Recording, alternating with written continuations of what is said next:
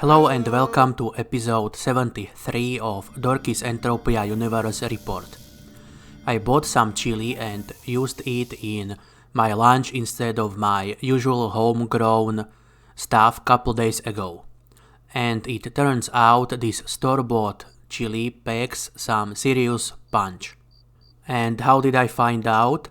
Well, I felt Mr. Hanky charge out of the gates holding a flamethrower, dousing everything around him with a healthy dose of napalm, while cracking one-liners like it is the 80s once again. Or perhaps he thought he was Ellen Ripley and my donkey was the xenomorph. Who knows, who cares?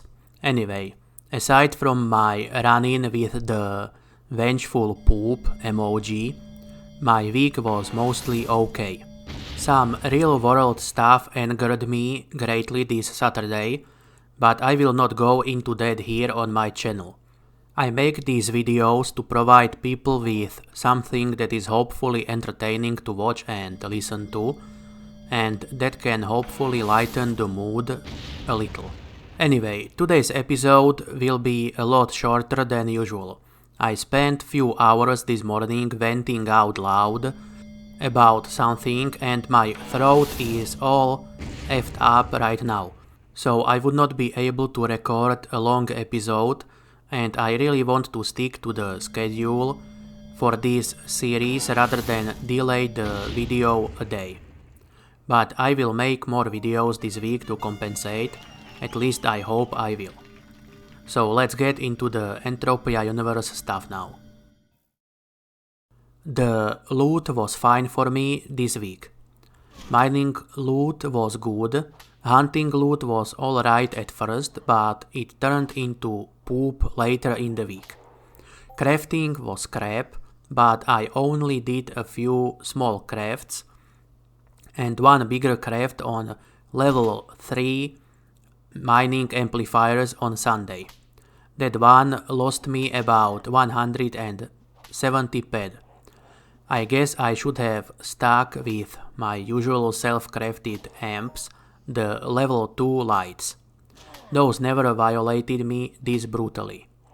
Anyway, I now have 16 level 3 amps for my mining and hopefully my mining endeavor will repay the crafting loss. Actually, I already mined through the first 2 amps last night on Siren, and I must say that the result was unusually good on the TT return side of things.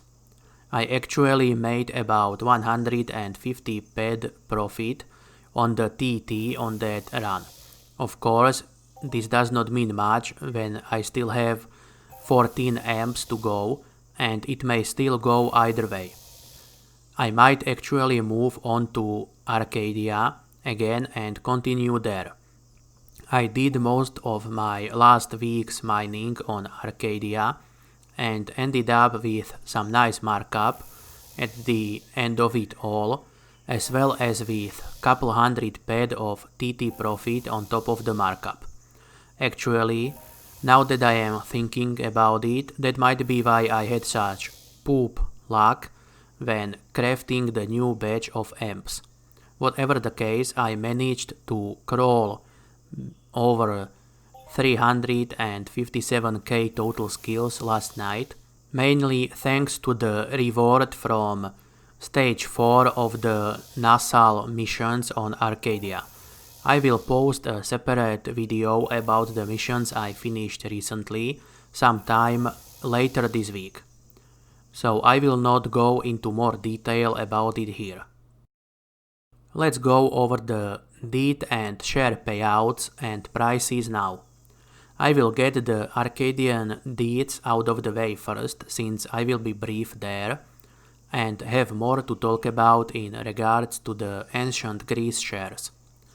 Arcadia Moon Deeds paid out 1 peg per share twice over the week from Monday 12th to Monday 19th of October 2020. They still have not sold out in the webshop. and I have not found any new updates regarding these deeds on Arcadia forum. Meanwhile, Arcadia Underground deeds paid out 6 times over the last week. The payouts were evenly split between payouts of 1 pack, 2 packs, and 3 packs per deed, for a combined total of 11 packs per deed. There is something going on with their price, as they appear to be selling at about 93 PED per deed right now. I am not sure why, since the returns from them have not increased lately. Maybe someone is dumping a lot of PED into them at the moment, or someone is trying to manipulate the price.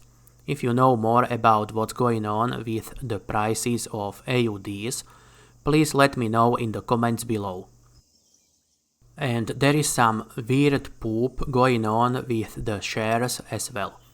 Well, not with the Crystal Palace shares. Those paid 2 PEC per share today, which is rather normal.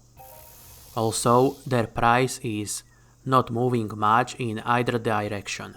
The cheapest batch of Crystal Palace shares was priced at 19 PED and 35 PEC this morning when I recorded the Entropia exchange footage for today's episode. Ancient Greece, on the other hand, paid diddly dick this week. So this is the second week of no payouts in a row now. I guess they are back to being their usual poopy self after those few weeks of actually paying dividends. What surprised me a lot though was that they apparently became tradable after the last version update. I found out about it when I just randomly checked the number of available shares on Thursday and saw the number actually increased since the last week's episode. Or perhaps it was Wednesday. Either way, that does not matter. What does matter is that Ancient Greece shares can now be traded among players, and their price plummeted long before they even had the chance to sell out at the original price of 10 PED per share. Something tells me that my original guess that they will take many years to sell out was actually an extremely optimistic one. Right now I am guessing they will never sell out. It is kind of sad, to be honest. The cheapest Ancient Greece shares available for purchase this morning were priced at 8 PED and 29 PEC. The saddest part though is that right now even such price seems a bit too much for me considering their payout history up to this point. Anyway, what do you think? Let me know in the comments below. I am very interested in finding out what are your thoughts on this. And I wonder why Mindark made them tradable already. I assumed they would not become tradable until the original batch of 750k sells out. To conclude, I am mostly fine and so was my loot over the last 7 days. The bad hunting and crafting returns got paid for by few good hunting runs earlier in the week, and overall decent mining returns and markup from said mining. I reached 357k total skills, but my hit points did not go up from the 237 HP yet. I got about halfway through towards the next HP gain, mostly because I used a whip for majority of my hunts, and whips do not skill up commando. Still, I am rather close to reaching my total skill and HP goals for this year now, and hopefully I will get there before the end of 2020. The total skill should not be a problem at all, as I still have few skills where I can gain couple thousand points quickly and cheaply. However, Getting my hit points up to 240 in time might be a bit trickier, although it should be doable too. I am getting closer to unlocking minor skill as well. I have only 1.76 levels of Prospector to go there. Please note that I put the word only in quotation marks. Mining skills are notoriously slow on the uptake at these levels, so if I am left to gain the remaining levels naturally without any mission rewards, I will probably fail to reach my target for the year. However, if I manage to finish a stage 4 mining mission or 2, I should get there in time. Also, Arcadia Underground Deeds went up in price a lot lately, and Ancient Greece shares are tradable now. And as expected, they went down in price pretty much immediately. I guess I did not make today's episode as short as I thought it would be after all. I just hope that I will be able to record all this commentary before my throat completely gives out. And spoiler alert, yes, I did manage to do so. Although I am starting to have a bit of a problem talking out loud now. Anyway, let's continue.